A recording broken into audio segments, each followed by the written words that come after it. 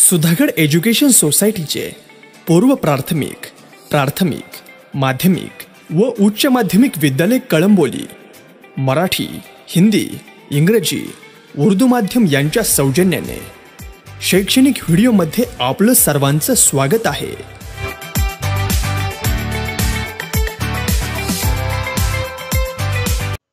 Hello students, welcome to educational video for 8th standard of semi English medium students. Subject General Science, lesson number 19, Life Cycle of Stars. Dear students, this is first video out of 3 videos of this lesson. In this video, we are going to learn properties of stars. After that, properties of sun, and in last of this video, we are going to learn birth of stars. Let us see the lesson life cycle of stars. ताऱ्यांची जीवन यात्रा. We have learned about the structure of the universe in earlier standards. आपण या अगोदरच्या इयत्तांमध्ये विश्वाचे structure कसं आहे हे आपण जाणून घेतलं आहे। विश्वाचं अंतरंग कसं आहे हे आपण जाणून घेतलेलं आहे। We have learned about the structure of the universe in earlier standards. Our solar system is situated in a galaxy. आपली जी सूर्यमाला आहे ही सूर्यमाला ही गॅलेक्सी मध्ये सामावलेली आहे।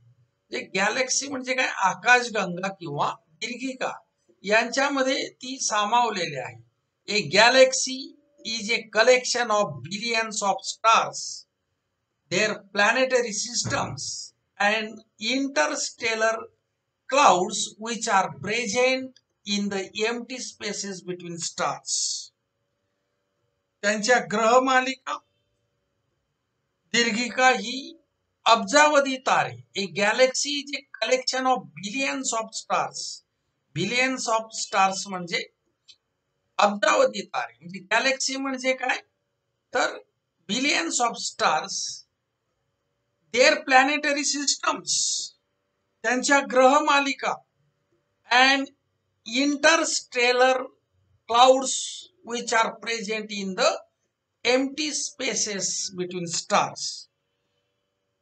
त्या ताऱ्यांमधील रिकाम्या जागेत आढळणारे आंतरतारकीय ढग, ढगांसारखं स्ट्रक्चर असतं। आंतरतारकीय मेघ असं आपण त्याला मराठीत म्हणू शकतो। Interstellar clouds which are present in the empty spaces between them.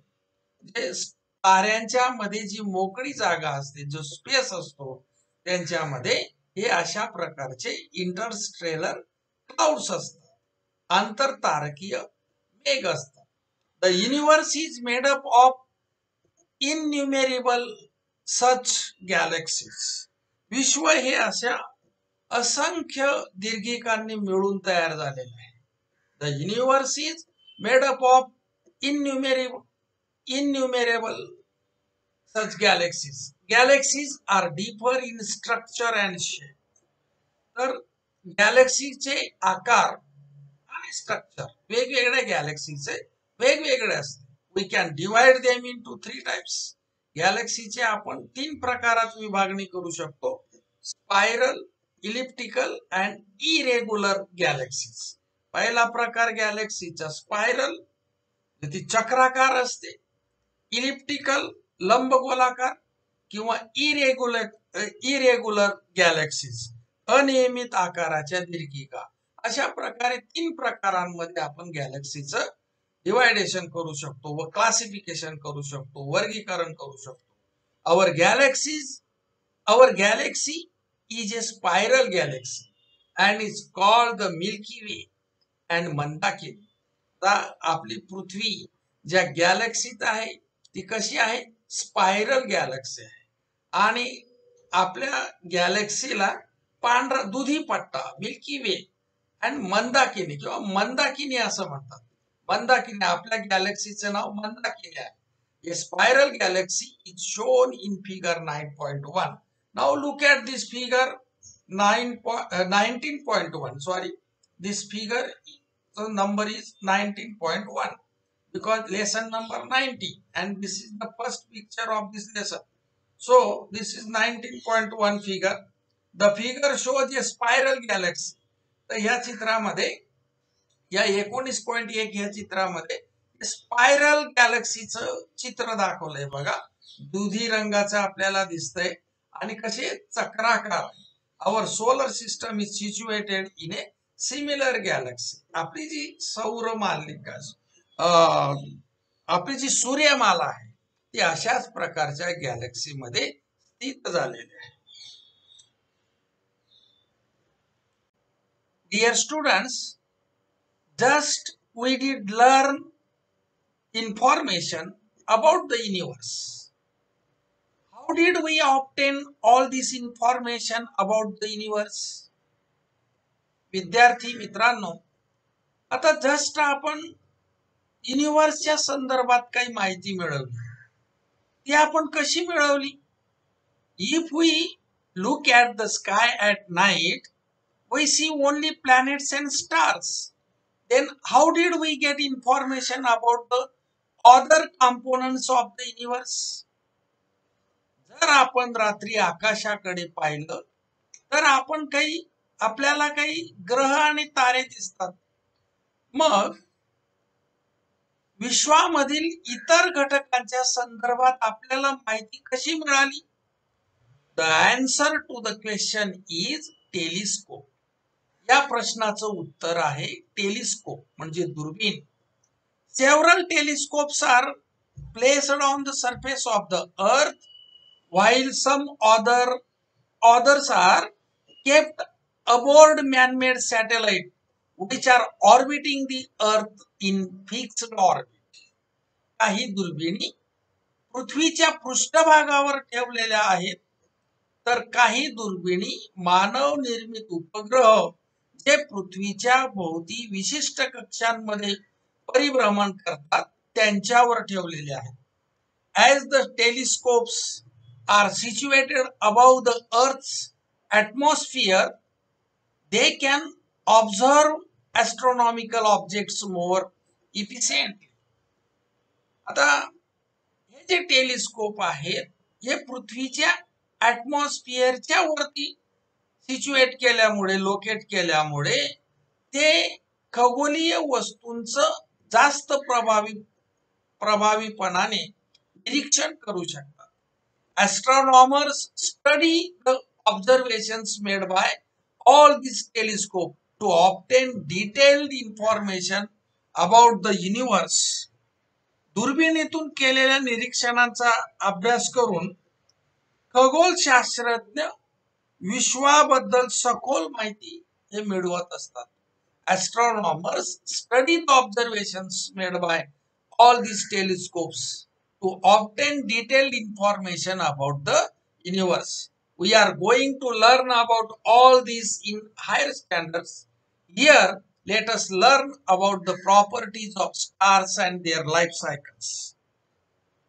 आता या पाठामध्ये आपण ताऱ्यांचे गुणधर्म आणि त्यांच्या जीवन यात्रेबद्दल आपल्याला या प्रकरणामध्ये माहिती घ्यायची आहे. Let us see properties of stars. ताऱ्यांचे गुणधर्म काय आहेत ते आपण बघूया.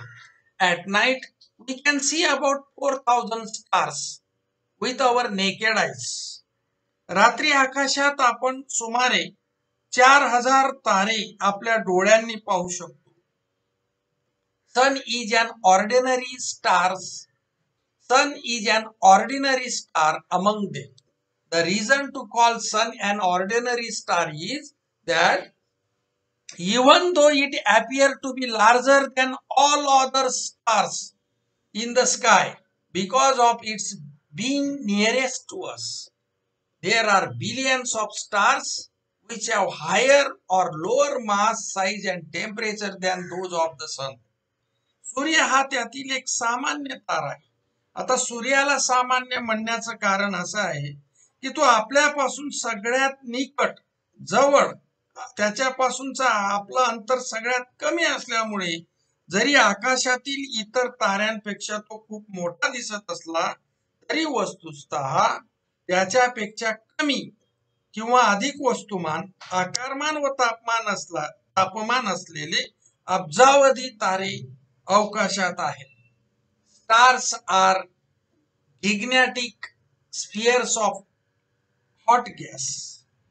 स्टार्स आर गिग्नॅटिक म्हणजे प्रचंड. Stars are gigantic spheres of hot gas. तारे हे तप्त वायूचे प्रचंड गोल असतात. Some properties of sun are given in the table below. खाली आता आपण एक टेबल बघणार आहोत, त्याच्यामध्ये सूर्याचे काही गुणधर्म दिलेले आहेत. Hydrogen is makes up for 75% of the mass of the sun. एकूण सूर्याच्या एकूण वस्तुमानाच्या 72% त्याच्यामध्ये हायड्रोजन आहे. वाईल हेलियम इज 26% आणि 26% भाग हेलियम आहे. The rest 2% is made up of elements heavier than helium. उरलेले 2% वस्तुमान हेलियम पेक्षा अधिक अणुक्रमांक असलेल्या मूलद्रव्यांच्या अणूंच्या रूपामध्ये आहे. Now look at this table. In this table, properties of sun are given. Number one property is mass of sun.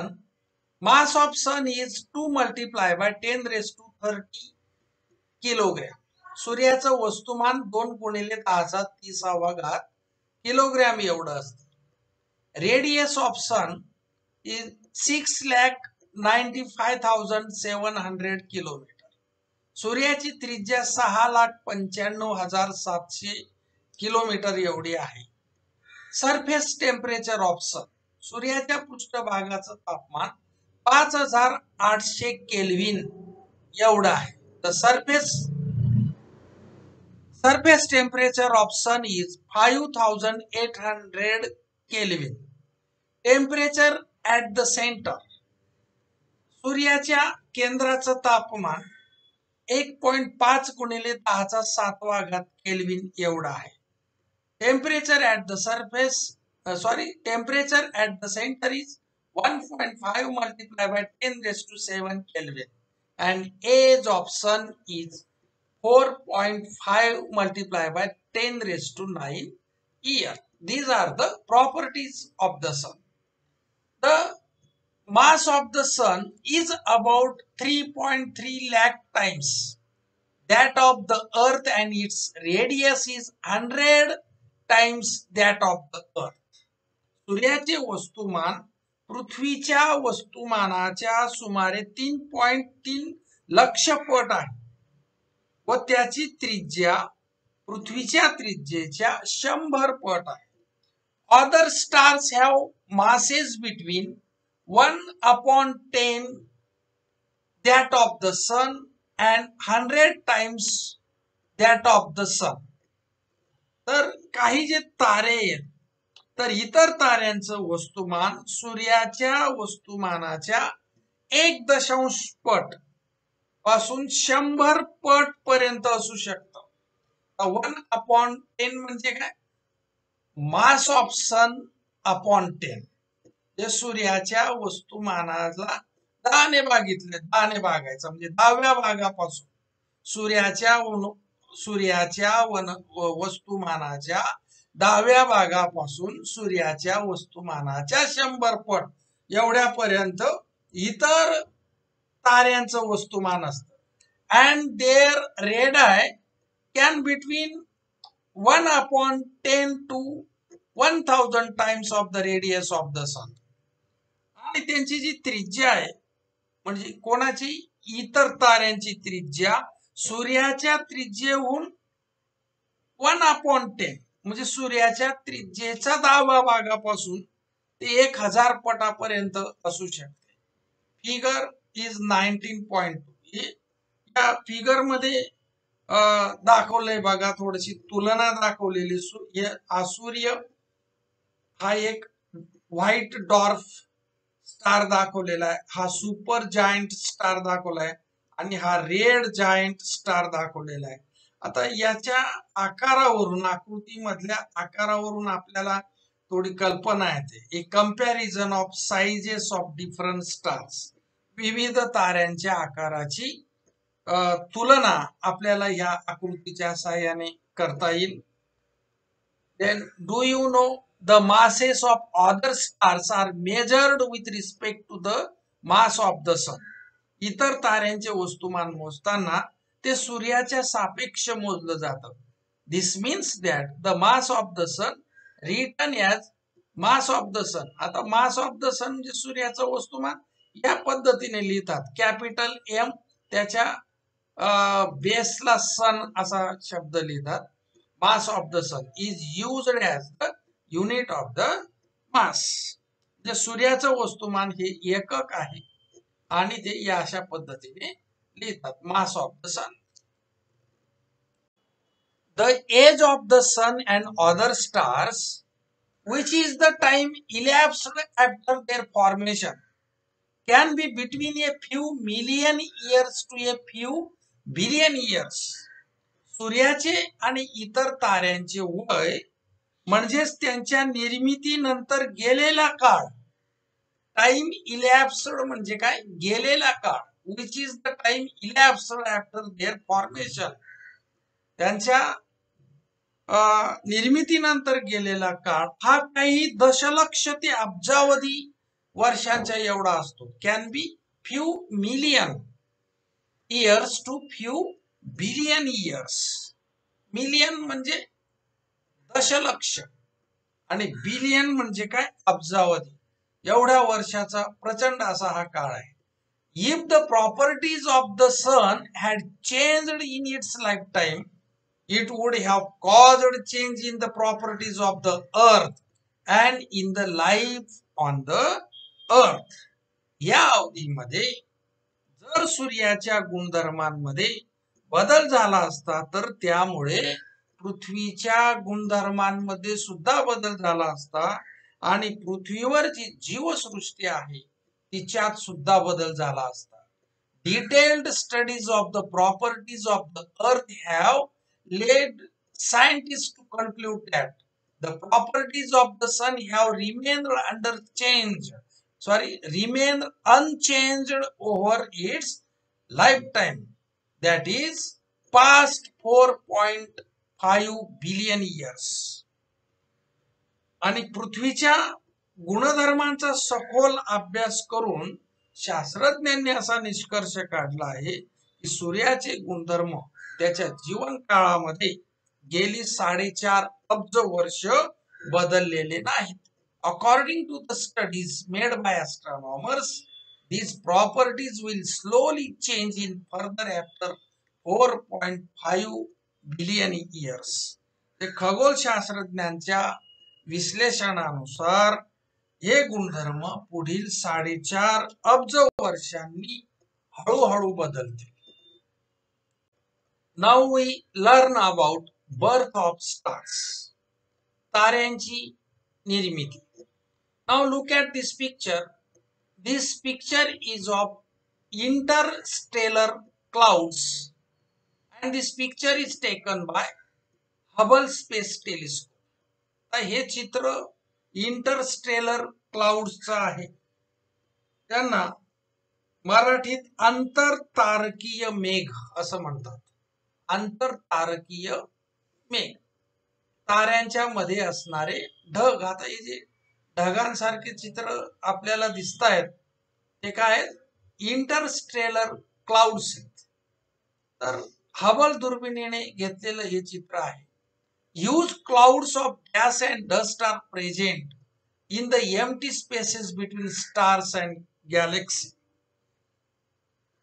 दीर्घिकांमधील जे तारे असतात त्या ताऱ्यांमध्ये असणाऱ्या ज्या रिक्त जागा आहेत, एम्प्टी स्पेसेस आहेत, त्या ठिकठिकाणी वायूचे व धुळीचे प्रचंड असे मेघ सापडतात, ढग सापडतात. These are called interstellar clouds. अशा प्रकारच्या मेघांना इंटरस्टेलर क्लाउड्स असं म्हणतात. Figure 19.3 shows a picture of such clouds taken by the Hubble Space Telescope. आता सुरुवातीलाच आपण पाहिलं की या 19.3 नंबरच्या ह्या चित्रामध्ये हे इंटरस्टेलर क्लाउड्स दाखवलेले आहेत आणि ते हबल दुर्बिणीने घेतलेले चित्र आहे. Scientist use the unit of light year for measuring large distances. मोठी अंतरे मोजण्यासाठी शास्त्रज्ञ प्रकाश वर्ष लाईट इयर हे एकक वापरतात. A light year is the distance travelled by light in 1 year. आता लाईट इयर म्हणजे काय? प्रकाशाने एका वर्षात कापलेलं अंतर, त्याला म्हणायचं light year. As the speed of light is 3 lakh kilometre per second. प्रकाशाचा स्पीड जो आहे तो किती आहे? एका सेकंदाला 3 लाख किलोमीटर आहे. The light year is equal to 9.5 multiply by 10⁻12 kilometres. Light year हे 9.5 गुणिले 10⁻12 किलोमीटर याच्या इतका आहे. The size of interstellar clouds are about a few light years. आंतरतारकीय मेघांचा आकार म्हणजेच इंटरस्टेलर क्लाउड्सचा जो आकार आहे तो काही प्रकाश वर्ष इतका असतो. That is light takes a few years to go from one end of a cloud to the other. From this you can imagine the huge size of the cloud. म्हणजे प्रकाशाला या मेघांच्या एका टोकापासून दुसऱ्या टोकापर्यंत जायला काही वर्ष राहतात. बघा, हे खूप प्रचंड असे आपल्याला इंटरस्टेलर क्लाउड असे दिसतात. म्हणजे प्रकाशाने त्याच्या अंतर कापायला सुरुवात केली तर इथून तर इथपर्यंत याला अनेक वर्ष त्याला लागून जातात.